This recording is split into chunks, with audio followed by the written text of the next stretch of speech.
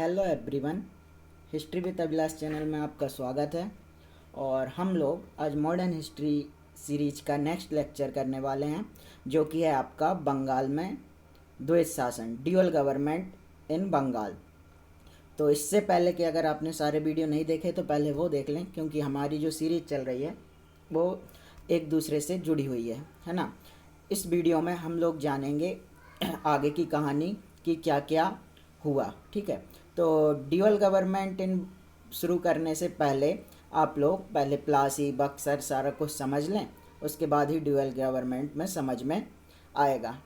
इस लेक्चर के आखिरी में मैंने कुछ फ़ोटोज़ लगाई हुई हैं ओरिजिनल, है ना, वो ज़रूर देखना आप। वो फ़ोटोज़ ओरिजिनल हैं कि क्या क्या हालत हमारी हो गई थी इंडिया के लोगों की, जो कर दी थी ब्रिटिशर्स ने, या मैं कहूँ तो अंग्रेज़ों ने, है ना। उस चीज़ को हम लोग आगे देखेंगे। तो सबसे पहले शुरू करते हैं कि ये द्वैत शासन या ड्यूअल गवर्नमेंट है क्या। तो जैसा कि आपको पता है कि 1765 में एक ट्रीटी हुई थी, इलाहाबाद की संधि, जिससे बक्सर का युद्ध हो गया था ख़त्म, है ना। तो बैटल ऑफ बक्सर को ख़त्म करने के लिए इलाहाबाद की संधि हुई थी, और उसी इलाहाबाद की संधि को किसने कराया था तो आप जानते हैं, क्लाइव ने।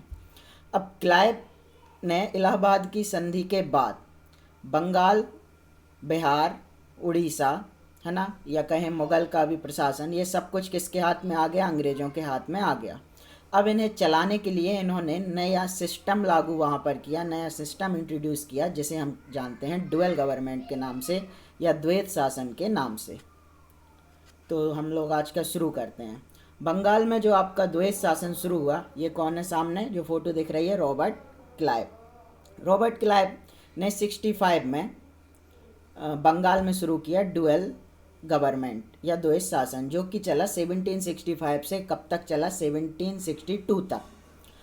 बक्सर के बाद रॉबर्ट क्लाइव ने जो आपका एडमिनिस्ट्रेशन था उसको अपने हाथ में ले लिया। कौन कौन सी चीज़ें? एक होता है दीवानी और एक होता है निज़ामत, है ना। ये उर्दू वर्ड हैं, मुग़ल टाइम से चले आ रहे थे। दीवानी का मतलब होता है, आप शुरू से पढ़ते आ रहे हैं, टैक्स लेना, है ना, रेवेन्यू कलेक्ट करना, राजस्व इकट्ठा करना। और निज़ाम का मतलब होता है, निज़ाम में निज़ामत के दो तीन तरह के कार्य आते हैं। जैसे आप, कोई राजा है, वो क्या करता था, पहले की बात करें अगर पुरानी व्यवस्था में, तो कोई राजा वो वही टैक्स लेता था, वही जिम्मेदार होता था कि मैंने जो टैक्स जनता से लिया है उसके लिए जनता को कुछ ना कुछ तो मैं दूंगा। जैसे हमारी गवर्नमेंट भी अभी मान लो डेमोक्रेसी ज़रूर है, लेकिन टैक्स लेती है, और टैक्स लेने के बाद वो ये देखती है कि अब मुझे जनता को क्या देना है ना, जनता को कुछ ना कुछ तो मैं हम देंगे, है ना, उसके लिए रिस्पॉन्सिबिलिटी होती है। तो टैक्स लेना फिर उससे काम कराना, दोनों कार्य को एक साथ, दोनों कार्य को अगर अलग अलग करना है तो टैक्स लेना हमने अलग किया, क्या हो गया? दीवानी। निज़ामत में क्या हो गया कि पुलिस के कार्य या जुडिशियल कार्य, है ना, या कोई भी काम कराना, रिस्पॉन्सिबिलिटी रखना, वो काम किस में आ जाता है? निज़ामत में। तो क्या किया बक्सर के बाद रॉबर्ट क्लाइव ने, जो पूरा बंगाल था उसके पास, उसमें दीवानी और निज़ाम, निज़ाम में कौन से वाले कार्य? केवल पुलिस और जस्टिस, है ना, ये दोनों अपने पास रख लिए। ठीक, कंपनी ने अपने हाथ में ले लिए। अब इलाहाबाद की संधि के बाद बंगाल, बिहार, उड़ीसा की दीवानी का राइट तो मिल ही गया था इनको, ये आप अच्छे से जानते हैं कि बंगाल, बिहार, उड़ीसा का जो दीवानी था वो किसे मिल गया था? कंपनी को। अब आप जानते हैं कि जब सिराज सॉरी, जब मीर कासिम वहाँ से भाग गया था, तो मीर जाफ़र को इनने फिर से नवाब बनाया था बंगाल का, है ना। 1763 की बात है। 65 में कासिम भी भाग गया, हार गया। मीर जाफ़र था, लेकिन मीर जाफ़र की हो गई डेथ। ठीक, मीर जाफ़र मर गया। क्लाइव जब इंडिया आया था तब तक मीर जाफ़र मर चुका था। क्लाइव ने जाके इनसे ट्रीटी की। ट्रीटी करने के बाद, संधि करने के बाद, क्लाइव ने ये देखा कि अब किसे राजा बनाया, तो उसका एक छोटा बच्चा था। ठीक है, छोटा मतलब 18 साल छोटा या ज़्यादा बड़ा नहीं था कि वो राजकाज संभाल सके। उसका नाम था नजमुद्दौला या निज़ामुद्दौला कह सकते हो आप उसे, नजमुद्दौला या निज़ामुद्दौला। ठीक, ये नजमुद्दौला या निज़ामुद्दौला नाम है इसका, निज़ामुद्दौला। ठीक, ये जो निज़ामुद्दौला है ये कौन है? मीर जाफ़र का लड़का है। इसके को बना दिया कि आप रखो, बंगाल के नवाब बना के बिठा दिया।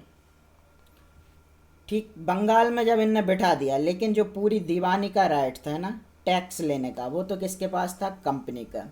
जो निजामत का काम था, है ना, जिसमें रिस्पॉन्सिबिलिटी होती है, जनता के काम करने होते हैं, जनता की बात सुननी होती है, वो सब चीज़ें हैं, वो सब किसे दे दी? उसी को दे दी, जो हमारा नवाब है उसे दे दिया गया। ठीक, तो नवाब को दे दिया गया, या उसके छोटे लड़के को नवाब बनाया गया, उसको दे दिया गया कि आप निजामत देखो, और पैसा पैसा कौन रखेगी? तो कंपनी रखेगी। ठीक, ये काम बांट दिया गया। तो आप इससे समझें कि जो दीवानी है वो किसके पास है? कंपनी के पास। जो निजामत है ना, बाकी सारे काम है पैसे को छोड़कर, वो किसके पास हैं? नवाब के पास। पैसों के लेन देन से संबंधित जो भी न्याय होगा, जो भी जस्टिस होगा, वो कौन देखेगी? कंपनी। और बाकी का जस्टिस, किसी के यहाँ चोरी हो गई, कुछ हो गया, ये हो गया, किसी ने किसी को मार दिया, वो सब नवाब तुम जानो। मतलब काम काम तुम रखो और पैसा पैसा हम रखेंगे, और अच्छा अच्छा सब कुछ कंपनी रखेगी। इस तरह के कार्य को हम कहते हैं ड्यूअल गवर्नमेंट। दो दो गवर्नमेंट चल रही हैं, कंपनी की अपनी, नवाब की अपनी। नवाब के पास पैसा वगैरह कुछ नहीं है, केवल रिस्पॉन्सिबिलिटी है। कंपनी के पास कोई रिस्पॉन्सिबिलिटी नहीं है, बस पैसा लेना है, जितना चाहे उतना पैसा लेना है और खा जाना है, क्योंकि उसके पास रिस्पॉन्सिबिलिटी नहीं है। शासक कौन है? नवाब है, कंपनी थोड़ी ना है, कंपनी का रूल तो है नहीं। तो कंपनी तो पैसा लेगी और रख लेगी, बस बात खत्म। तो टैक्स और पैसा लेना कंपनी का काम, और बाकी सारे दे दिए गए नवाब को, है ना, जो मीर जाफर का लड़का है उसे। तो इस तरह जब दो गवर्नमेंट बनी, दोहरा शासन हुआ, इसे हम कहते हैं द्वैध शासन। कब स्टार्ट हुआ ये? 1765 में। द्वैध शासन में कर वसूलने, ठीक है, और बंगाल के नवाब के पास क्या था? शासन चलाने का काम था। और कंपनी के पास क्या था? राजस्व वसूलने का काम होता था। ठीक, द्वैध शासन प्रणाली जब शुरू हुई, कब? 1765 में, इलाहाबाद की संधि के बाद। अब इस प्रणाली को बंगाल के अतिरिक्त बिहार उड़ीसा में लागू किया था। तो आप जानते हैं पुराना बंगाल, मैं पहले भी बता चुका हूँ, उसमें क्या आता था? बंगाल, बिहार, उड़ीसा सब कुछ उसमें शामिल होते थे। इस मैप में आप देख लो, ये है हमारा पूरा बंगाल। ठीक, इस बंगाल में बंगाल भी शामिल है, बिहार भी शामिल है, उड़ीसा भी शामिल। तो इनने तीन तरह से बांट दिया काम को, बंगाल का, बिहार का और उड़ीसा का। सबकी सब दीवानी, मतलब टैक्स कौन रख रही है? कंपनी ले रही है। अब दो तरह के काम हैं, एक दीवानी का काम और एक निज़ाम का काम। दीवानी समझते हैं क्या होता है। तो इलाहाबाद की जब ट्रीटी नहीं हुई थी, इससे पहले बंगाल, बिहार, उड़ीसा की दीवानी मुगल बादशाह के पास थी। मुगल बादशाह क्या करता था? अपना एक दीवान रखता था, है ना, दीवान साहब, आपने सुना होगा, जब से चला आ रहा था, है ना, एक नाम दीवान। तो दीवान का काम क्या होता था? टैक्स की देख रेख करना, और वो टैक्स लेता भी था और जाके बादशाह को देता था। लेकिन अब बादशाह के हाथ में तो कुछ रहा नहीं, कंपनी ने ले लिया। ठीक, तो ये काम किसके पास पहुंच गया? कंपनी के पास। कंपनी ने क्या किया कि वो कहाँ जाए, है ना, टैक्स लेने बंगाल में किस किस के पास जाए? तो कंपनी ने तीन जगह अपने अपने तीन लोग बिठा दिए। बंगाल में उनने रखा मोहम्मद रज़ा खान को, बंगाल में बिठाया उन्होंने मोहम्मद रज़ा खान, ये। ठीक, बिहार के लिए राजा सिताब राय, और उड़ीसा के लिए राय दुर्लभ। ठीक, बंगाल में मोहम्मद रजा को बिठा दिया, बिहार में सिताब राय और उड़ीसा में राय दुर्लभ। ये तीन कौन है? ये तीन वो हैं, ये उप दीवान कहते हैं हमें, है ना, जो क्या करते थे? ये कंपनी के लिए टैक्स इकट्ठा करते थे और कंपनी को जाके देते थे। तीन लोगों के हाथ में दीवानी का काम सौंप दिया कंपनी ने। ठीक, इस प्रकार नए जो नायाब हैं, दीवान हैं, उनको कंपनी ने काम पर लगा दिया। अब इलाहाबाद की संधि से पूर्व जब मुगलों के पास था ये बंगाल, बिहार, उड़ीसा का काम, तो वहाँ सूबेदार को ये रख देते थे, एक सूबेदार पद होता था, वो इन सबको देखता था। लेकिन फिर आपको पता है कि मीर जाफ़र के बाद नजीमुल्लाह नवाब बन गया, और कंपनी ने कहा कि 53 लाख रुपए, ठीक है, वार्षिक हमें देना। आप 53 लाख रुपए किसको देंगे? कंपनी को ये लोग देंगे, और नवाब निजामत का काम कर सकता है। ठीक है, 53 लाख रुपए पैसे हमें दे दो और निजाम काम तुम देखो, और बाकी जो टैक्स है वो तो कंपनी ले ही रही है। ये काम उन्होंने पहले सौंप दिया था, ये पहले पढ़ चुके हो आप। अब कंपनी के पास काम चला गया। अब आपको पता है कि जो भी काम चल रहा है निजामत का, वो कहने को तो नवाब के पास है, लेकिन क्या नवाब को काम ये लोग करने देंगे? बिल्कुल नहीं करने देते। तो काम किसके पास है? पूरी जो रियल पावर है वो कंपनी के पास में ही थी। इस प्रकार जब दो अलग अलग चीज़ें बट गईं कि भाई टैक्स लेने का काम कंपनी का, पैसा पैसा सब कंपनी का, और बाकी सारे काम नवाब के, और पैसा कुछ नहीं है नवाब के पास। ठीक, तो इसे ही हम कहते हैं बंगाल में ड्यूअल गवर्नमेंट, द्वैत शासन। इससे बहुत सारी परेशानी आगे होने वाली थी, है ना। जनता को तो सबसे ज़्यादा परेशानी इस चीज़ से होगी। क्यों? क्योंकि काम कौन करेगा जिसके पास पैसा नहीं है, और जिसके पास पैसा है उसके पास कोई जिम्मेदारी नहीं है, कोई रिस्पॉन्सिबिलिटी नहीं है। वो जितना चाहे खाती रहे, जैसे चाहे पैसा लेती रहे, और जो उसे करना है करता रहे। इस तरह कंपनी ने अपना रूल स्टार्ट किया। अब हम ये देखते हैं कि आखिर कंपनी ने यहाँ पर ड्यूअल रूल क्यों लेके आई। वो चाहती तो खुद ही राजा बन के बैठ जाती, क्योंकि कंपनी तो जीत चुकी थी ना। कंपनी तो जीत चुकी थी, वो चाहती तो हम ही राजा हैं, हम ही टैक्स लेंगे, हम ही सारा काम देखेंगे, और खुद राजा बन के बैठ जाती। लेकिन उसने ड्यूअल रूल क्यों स्टार्ट किया, ये देखते हैं। क्योंकि हम देखते हैं कि इंडिया में जब कंपनी आई तो उसके पास कोई एक्सपीरियंस नहीं था कि कैसे यहाँ रूल करना है। पहली बात तो ये, क्योंकि वो तो ट्रेड करने आई थी, व्यापार, उसे तो पैसे से ज़्यादा मतलब था, इसीलिए उसके पास कोई एक्सपीरियंस नहीं था कि मुझे किस ढंग से काम करना है। दूसरा देखते हैं, कंपनी के पास कोई अभी तक वो भी नहीं थे, क्या, ऑफिसर नहीं थे ठीक ढंग के, है ना। क्योंकि यूरोपीय कंपनी थी, यूरोप से तो कम लोग आए थे, बाकी सभी इंडिया में भर्ती करने वाले थे। तो इनके पास ठीक ढंग के लोग भी नहीं थे जो पूरा प्रशासन, राजा, उसके कर्मचारी, मंत्री सब कुछ कंपनी बनाए। कौन इतनी टेंशन ले। इसीलिए तीसरा काम क्या था कि कंपनी अगर निज़ाम का काम अपने हाथ में ले लेती तो उसकी रिस्पॉन्सिबिलिटी बढ़ जाती। अब जनता के लिए सड़क बनाना, जनता आ भी रही है तो थोड़ा बहुत न्याय करना, है ना, जस्टिस देखना, ये सब राजा के काम है ना। कोई अटैक कर रहा है तो उन्हें देखना, और पूरी रिस्पॉन्सिबिलिटी बढ़ जाती। और पैसा तो उतना ही मिलना है जितना टैक्स मिल रहा था। तो जब पैसा बिना कुछ किए मिल रहा है तो कंपनी सोच रही कि पैसा पैसा रखो और काम काम छोड़ दो, काम नवाब को जाने दो। तो इसलिए उन्होंने ड्यूअल रूल स्टार्ट किया। ठीक है। चौथा, कंपनी को बहुत सारे कर्मचारी रखने पड़ते जनता के लिए, ये सब भी इसमें है। आगे देखते हैं। इसके अलावा कंपनी ये भी चाह रही थी कि वो ये देखे कि उसने बंगाल पर कोई रूल नहीं किया है, क्योंकि आप देख रहे हो अभी बंगाल है, बंगाल के साथ उधर मराठा भी हैं और छोटे छोटे राज्य भी अभी बचे हुए हैं। तो उनको ये दिखाना कि नहीं नहीं, हमने बंगाल पर कोई कब्जा नहीं किया है, हम तो ट्रेड करने यहाँ बैठे हैं, बस पैसे ले लेते हैं। ठीक, ये दिखाना चाहती थी। और चौथा, सबसे इम्पोर्टेंट बात, कंपनी ये देख रही थी कि वो कंपनी किसकी कंपनी है, इंग्लैंड की कंपनी, और इंग्लैंड की कंपनी इंडिया आई है। किसने भेजा है? तो इंग्लैंड के राजा या इंग्लैंड की रानी ने उन्हें यहाँ पर भेजा है। तो इंग्लैंड वाले ये ना देखें, या ये देख रहे थे कि ये कंपनी जाके वहाँ रूल ना करने लगे, पूरे भारत पे शासन अगर कंपनी का हो जाएगा तो इंग्लैंड के सामने एक नया देश खड़ा हो जाएगा। ठीक, कंपनी अलग है अभी और इंग्लैंड के राजा अलग हैं। तो इंग्लैंड के राजा के सामने कोई दूसरी उनकी ही कंपनी राजा बन के इंडिया में बैठ जाए, ये इंग्लैंड के राजा देख सकते थे क्या? बिल्कुल नहीं देख सकते थे। तो हो सकता था कि वहाँ के इंग्लैंड के राजा, वहाँ की पार्लियामेंट कोई रूल ले आए, कंपनी को ही बैन कर दे, चलो वापस आओ इंडिया को, है ना, परमिशन तो उससे ही लेके आए थे, हम आपको नहीं रखने देंगे।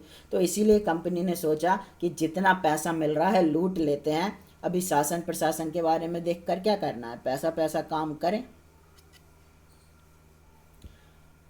इसके अलावा यूरोपीय को और दो तीन चीज़ें भी थी। अन्य यूरोपीय कंपनी भी इंडिया में थी, भले ही फ्रांसीसी हार गए थे, है ना, पोर्चुगीज़, डच, ये लोग हार गए थे, लेकिन बचे तो हुए थे यहाँ पर। और वो लोग जहाँ पर भी थे वो टैक्स देते थे नवाब को, है ना। जैसे बंगाल में बंगाल के नवाब को वो लोग टैक्स वगैरह देते रहते थे। जितनी भी चीज़ें हैं, एक दो चीज़ उनके पास बची थी वहाँ पर। तो कंपनी को लगा कि हम भी यूरोप के, ये भी यूरोप के, तो ऐसा होता है ना, अपने पास पास के हैं तो उन्हें थोड़े इसी तरह देखा जाता है कि ये तो हमारे ही जैसे हैं। है ना, इनसे क्या देना, इनको क्या करना। और जबकि भारत की अलग बात है, भारत के नवाब की अलग बात है, तो उन्हें लगा कि ये इनको टैक्स देते रहेंगे, क्योंकि नवाब का ही रूल बंगाल में है, नाम का तो नवाब ही बैठा है ना, कंपनी तो पीछे से रूल चला रही है। तो इसीलिए सोचा कि क्यों ना इनको ही चलाने दें। और लास्ट ये था कि मराठा भी थे, है ना, महाराष्ट्र जो रीजन है ना, महाराष्ट्र और इस तरफ वहाँ कौन बैठे हुए हैं, मराठा। और उन्हें लगा कि मराठा हमारे ऊपर अटैक ना कर दें, ये देखते हुए कि इंडिया में अब कंपनी तो ट्रेड नहीं कर रही है, ये तो राजा बन के बैठने वाली है, तो मराठा अटैक ना कर दें। इसलिए भी इन सब झंझटों से छूटने के लिए कंपनी ने वहाँ ड्यूअल रूल रखा, दोहरा शासन, की पैसा पैसा रखते हैं सिर्फ, है ना। और भी रीज़न है, जैसे कि इंडिया के राजा एक साथ ना मिल जाएं सारे, लगे कि बंगाल में अगर कंपनी आ गई है तो सारे राजा ना मिल जाएं एक दूसरे से और हमारे ऊपर अटैक ना कर दें कि कंपनी तो यहाँ पर रूल करने लगी है ना। जनता विद्रोह ना कर दे, क्योंकि जनता चाहती ना, जिसके इतने दिनों से नवाब के अंडर में, इतने दिनों से मुग़ल के अंडर में, अब नए से यूरोपीय लोग आ जाएं, विदेशी आ जाएं, तो जनता भी हो सकता है भड़क जाए। इन सब कारण थे, इसीलिए बंगाल में ड्यूअल रूल स्टार्ट हुआ। ठीक, और कंपनी यही चाह रही थी कि मैं कुछ ना कुछ क्या करूं, व्यापार पर ही टिकी रहूं, वही ज़्यादा ठीक है। अब जानते हैं फॉल्ट क्या थे, है ना, इससे नुकसान क्या हुआ। बंगाल में ड्यूअल गवर्नमेंट आपने समझ लिया क्या था, ड्यूअल गवर्नमेंट क्यों अंग्रेज़ों ने स्टार्ट किया ये भी समझ लिया, लेकिन ये ड्यूअल गवर्नमेंट ख़राब क्यों है इसकी बात कर लेते हैं। ड्यूअल गवर्नमेंट में जैसा कि आपको पता है कि निज़ामत और दीवानी को अलग अलग कर दिया था, ठीक है। उसके बाद क्या हुआ, जो कंपनी है उसके पास जिम्मेदारी तो बिल्कुल नहीं थी, अगर थोड़ी बहुत थी तब भी वो नहीं ले रही है अपनी जिम्मेदारी, उसे क्या करना है जिम्मेदारी लेके, पहली प्रॉब्लम तो यही थी। दूसरा, कंपनी और नवाब दोनों के बीच झगड़े या थोड़ी बहुत अनबन तो होने ही होने वाली है जो अधिकारी हैं उनके बीच, क्योंकि कंपनी और इसका कार अलग अलग हो चुका है। अगले और क्या है, जो काम था कि ये काम तुम्हें करना है, ये काम हमें करना है, ये कोई लिख के थोड़ी ना रखा था, ना ज़्यादा कोई इसमें स्पष्ट ऐसा दिया था कि ये काम नवाब नवाब करे, ये काम कंपनी कंपनी करे। तो इस तरह कोई ख़ास तरह से उनका नहीं था, तो पता नहीं था कि कंपनी कौन से करे और नवाब कौन से करे, इसलिए नवाब तो चुपचाप ही बैठा रहा, सारा काम कंपनी के ही हाथ में रह गया था। इसके अलावा आप जानते ही हैं, पुराने टाइम से पढ़ते आ रहे हैं कि जो दस्तक दिया था 1717 में, उसका मिसयूज कंपनी लगातार कर ही रही थी, और अब तो उसी के हाथ में है काम, तो अब तो मिसयूज की बात ही नहीं, पूरा का पूरा उसका मिसयूज तो कंपनी करने ही वाली है। अब क्या हुआ, ईस्ट इंडिया कंपनी के जो कर्मचारी हैं उन्होंने नया काम शुरू किया, कंपनी तो लूट ही रही है, कर्मचारी खुद भी लूटने लगे जनता को, खुद पैसे लेने लगे कि जनता के पास गए टैक्स दो, उन्होंने दिया जेब में रख लिया, कंपनी के कंपनी में जमा नहीं किया, खुद ही ने रख लिया, बोल दिया इसने नहीं दिया, जो भी है भ्रष्टाचार ले लिया, उनसे रिश्वत ले ली, उनसे खुद ही प्राइवेट चले गए उनके पास, क्योंकि रूल तो अंग्रेज़ों का शुरू हो गया, और जनता को कोड़े मारे, जो भी मारा और उसको पैसे ले लिए उससे, क्योंकि हमारा है, नवाब कुछ बोल भी नहीं सकता। तो इन्होंने क्या किया, जनता को लूटना शुरू कर दिया। कंपनी के जो कर्मचारी थे उनने इंग्लैंड ईस्ट इंडिया कंपनी को टैक्स दिया, वो तो ठीक है, अपने खुद के पैसे बना लिए, बड़े बड़े पैसे बना लिए, और एक दिन नौकरी छोड़ दी। नौकरी क्या पैसे देगी, तो करोड़ों अरबों रुपए एक एक अधिकारी ने जनता को लूट लूट कर कमाए और नौकरी छोड़ दी, और वापस चलेगा इंग्लैंड, और जाके बहुत सारी ज़मीनें खरीदी और एक तरह से बड़े लॉर्ड बन के बैठ गए वहाँ पर, इंडिया को लूट लूट कर। ऐसा होने लगा कि कंपनी के अधिकारी कर्मचारी बहुत ज़्यादा पैसा कमाकर इंग्लैंड वापस जाने लगे, ठीक है, ये काम चलता रहा। अब कंपनी को लगा कि बंगाल तो पूरा लुट चुका है और कंपनी के खजाने में बहुत कम पैसा आया है, और जो अधिकारी थे उन्होंने बहुत पैसा बना लिया और छोड़ के भी चले गए। दिख भी रहा था कि वो बड़े बड़े सेठ जमींदार बन के इंग्लैंड में जाके ज़मीनें खरीद के बड़े महल बना के बैठ गए। तो इंग्लैंड में जो बड़े लोग थे उनके आसपास नई बड़ी क्लास, बड़े बड़े लोग पहुँचे, तो उनको लगा कि हमारी पावर खतरे में है, इंग्लैंड में नया बड़ा आदमी आ गए हैं, है ना, इंडिया से बन बन के। तो उन्हें लगा कि कुछ किया जाए, और इंग्लैंड की रानी को फोर्स किया या राजा को फोर्स करने लगे कि ये क्या हो रहा है, इंडिया में कुछ गड़बड़ है, तभी तो ये पैसे बना बना के इंग्लैंड लौट रहे हैं, है ना। अब इस ड्यूअल गवर्नमेंट का सबसे बड़ा जो इम्पैक्ट था वो इंडिया पर पड़ा, इंडिया की जनता पर पड़ा। कंपनी के कर्मचारी दीवानी तो लेते ही लेते थे और ऊपर से पूरे पैसे जो जनता के पास थे उसे छुड़ा लेते थे। कृषि व्यापार यहाँ का ख़राब कर दिया इन्होंने, ठीक है। कृषकों से, जो हमारे किसान थे, उनसे इतना ज़्यादा टैक्स वसूले जाने लगा कि उनकी ज़मीनें बिक गईं। ज़मीन बिक गई तो वो गुलाम बन गए, है ना। गुलाम बन गए, दूसरे की गुलामी करके टैक्स चुकाने लगे। तो आप एक जानते हैं ना, बंधुआ मजदूर, है ना, वो प्रथा शुरू हो गई। बड़े बड़े सेठों के यहाँ बेचारे जीवन भर वो काम किया, वो मर गए तो उनके लड़के ने चुकाया, वो भी जीवन भर गुलाम बना रहा, उसके लड़के ने चुकाया। इस तरह की चीज़ें भी शुरू हो गई यहाँ पर, ठीक। तो कृषक बहुत परेशान हो गए, भूमि में ये कोई सुधार करने तो आए नहीं थे। और फिर जाके पड़ा अकाल। ये रियल फ़ोटो मैं आपको अब दिखा रहा हूँ, ध्यान से देखिए। ये है उस टाइम के बंगाल, या मैं कहूँ इंडिया के जनता की हालत, ठीक। कुछ इस तरह का काम इंडिया में हो गया, भूखे मरने की आ गई। और 1770 में बंगाल में भयंकर अकाल पड़ा, बहुत बड़ा अकाल पड़ा। 1800 के टाइम भी पड़ेगा, लेकिन 1770 में एक बड़ा अकाल पड़ा। अकाल का मतलब होता है भोजन, खाना पीना ना होना, है ना।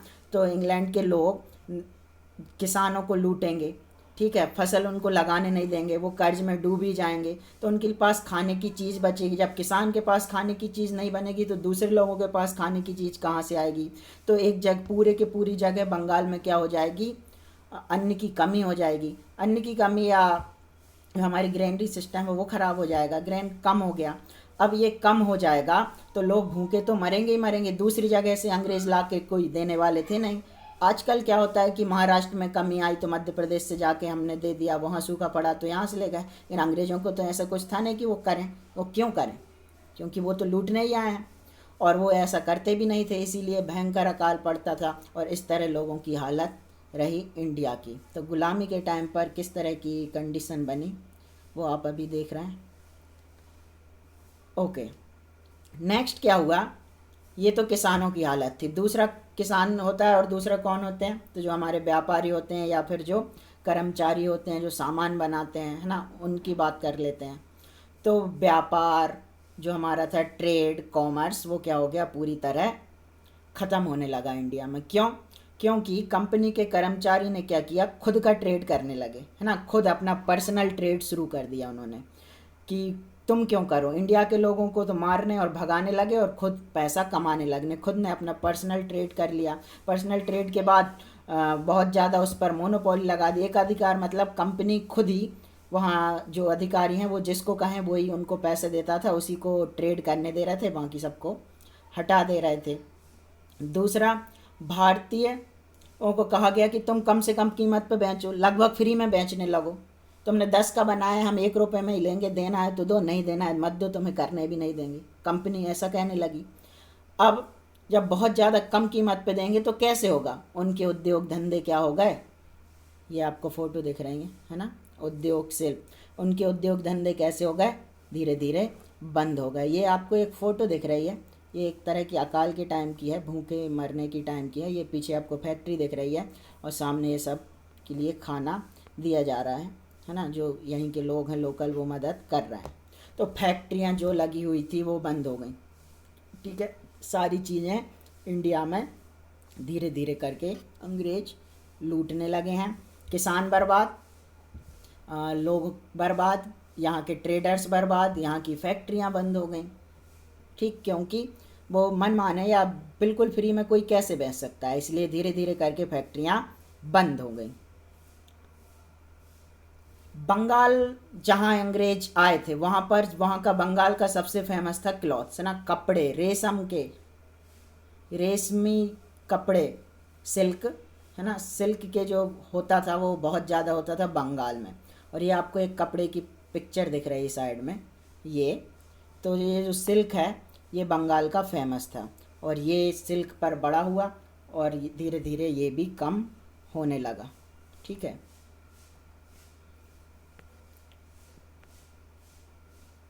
अब लास्ट, द्वैत शासन इंडिया में ख़त्म क्यों हो गया और ख़त्म कैसे हो गया, और इसके बाद फिर आगे कहानी हम पढ़ेंगे क्या हो गया नेक्स्ट लेक्चर में। तो द्वैत शासन ख़त्म कैसे हुआ। तो द्वैत शासन में आप देख रहे थे या ड्यूअल गवर्नमेंट में बहुत सारे कमियां आ रही थी। कमियां क्या थी, बंगाल पूरी तरह लुट गया था, है ना, किसान परेशान, लोग ही मर गए, सब कुछ मर गया, तो पैसा कहाँ से आएगा अब कंपनी के पास। दूसरा, कंपनी के कर्मचारी पैसा बना रहे थे, ना कि कंपनी खुद। कंपनी भी बना रही थी लेकिन कर्मचारी ज़्यादा बना रहे थे ना, करप्शन करके, करप्शन बहुत ज़्यादा बढ़ा लिया था यहाँ के ऑफिसर्स ने। तो द्वैत शासन की विफलताओं जैसे ही उनको देखा तो उन्होंने नया दाव खेला कि क्यों है विफल, तो उन दोनों पे हम डाल देते हैं सारा दोष। किसका, जो 3 लोग इन्होंने रखे हुए थे, कौन कौन, जो नवाब बना, नायब दीवान बना के रखे थे, नायब दीवान बंगाल में, बिहार में और उड़ीसा ने, राजा सिताब राय, है ना, राय दुर्लभ, मोहम्मद रजा। तो इनको हटा दिया, उनसे कहा कि तुम हो, भ्रष्टाचार तुम ही कर रहे हो, तुम्हें हटा देते हैं हम। ज़बरदस्ती कंपनी ने उन्हें हटा दिया और उन पर मुकदमा चला दिया और बाद में उनको बरी भी कर दिया कि चलो छोड़ देते हैं। मुकदमा चला के बरी कर दिया, अपनी जिम्मेदारी से हट गई कंपनी और उनको भगा दिया उन्होंने। ठीक है, तो दीवानी का कार्य अपने हाथों में क्यों लिया, मुकदमा चलाया, ये केवल ये देखने के लिए कि हमने तो बहुत अच्छा काम किया था, इनने फेल किया है सब कुछ। लेकिन ये बात धीरे धीरे इंग्लैंड पहुंच रही थी। इंग्लैंड जैसे ही बात पहुंची, क्लाइव को वापस ले लिया गया और नए गवर्नर क्लाइव पहले चले गए थे बीच में ही, और उनके बाद आए थे और गवर्नर, और फिर 1772 में फाइनली जो क्लाइव ने ड्यूअल गवर्नमेंट स्टार्ट किया था इंडिया में, उसको ख़त्म कर दिया। किसने ख़त्म किया, तो वो नए गवर्नर बन के आए बंगाल के, वॉरेन हेस्टिंग्स। कौन आए, 1772 में वॉरेन हेस्टिंग्स। आपसे पूछेंगे ड्यूअल गवर्नमेंट कब से कब तक चला, ड्यूअल गवर्नमेंट कहाँ चला, फिर आपसे पूछेंगे ड्यूअल गवर्नमेंट किसने शुरू किया, और फिर आपसे पूछेंगे ड्यूअल गवर्नमेंट ख़त्म किसने किया। तो ड्यूअल गवर्नमेंट को ख़त्म किया है वॉरेन हेस्टिंग्स, नए गवर्नर बंगाल के बनकर आए, और इन्होंने आते ही ख़त्म कर दिया, सारे उपमुख को ख़त्म किया और सारा अपने हाथ में ले लिया। मतलब अब एडमिनिस्ट्रेशन और टैक्स ये सब कौन लेगा, कंपनी फिर से लेगी। ये दो जो चल रही थी, 2 तरह की व्यवस्थाएं, इन 2 तरह की व्यवस्था को कर दिया गया ख़त्म। कब, 1772 में, और बनकर आए वॉरेन हेस्टिंग्स गवर्नर। ठीक है, अब इंग्लैंड में बैठे हुए लोग रेगुलेट करना चाह रहे हैं कंपनी को, है ना, कि कंपनी हमारे हिसाब से काम करे। इंग्लैंड के राजा रानी ये चाह रहे हैं कि कंपनी हमारे हिसाब से अब काम करे, इसलिए वॉरेन हेस्टिंग्स को भेजा गया और वॉरेन हेस्टिंग्स ने कर दिया ख़त्म ये रूल। वॉरेन हेस्टिंग्स जब ख़त्म कर दिया तो 1773 में ब्रिटेन की पार्लियामेंट में एक एक्ट आएगा जिसे हम कहते हैं रेगुलेटिंग एक्ट। उस रेगुलेटिंग एक्ट में वॉरेन हेस्टिंग्स से कहेंगे आप गवर्नर ना बन के क्या बन जाओ, गवर्नर जनरल। तो नया नाम, नया पद दे दिया जाएगा वॉरेन हेस्टिंग्स को, जो कि होगा गवर्नर जनरल का। इस गवर्नर जनरल के पद पे बैठेगा, सबसे पहला गवर्नर जनरल कौन बना बंगाल का, तो वो बना वॉरेन हेस्टिंग्स, क्योंकि अभी तक गवर्नर होते थे, अब जनरल जुड़ जाएगा, तो वॉरेन हेस्टिंग्स बनेगा। और 1773 में एक एक्ट आएगा जिसे हम रेगुलेटिंग एक्ट कहते हैं, जो कौन पास करेगा, ब्रिटेन की पार्लियामेंट, ब्रिटेन की संसद, और उस एक्ट से कंपनी को चलाएगी ब्रिटेन की पार्लियामेंट आगे चल के 1773 में। तो हमने 1772 तक की कहानी बिल्कुल कुछ ना छोड़ते हुए अब पढ़ ली है। नेक्स्ट आएंगे हम 1773 में, जिसमें हम पढ़ेंगे रेगुलेटिंग एक्ट। तो ये था आज का लेक्चर, जो था आपका ड्यूअल गवर्नमेंट, है ना। इससे प्रीलिम्स में 4-6, 5-6 क्वेश्चन तो आराम से बनते हैं, साथ साथ वनडे एग्ज़ाम में क्वेश्चन बनते हैं, और मेंस में तो लिखने के लिए आता ही आता है। तो ये था आपका ड्यूअल गवर्नमेंट। इसके बाद हम अब नेक्स्ट लेक्चर में मिलते हैं, तब तक के लिए थैंक यू।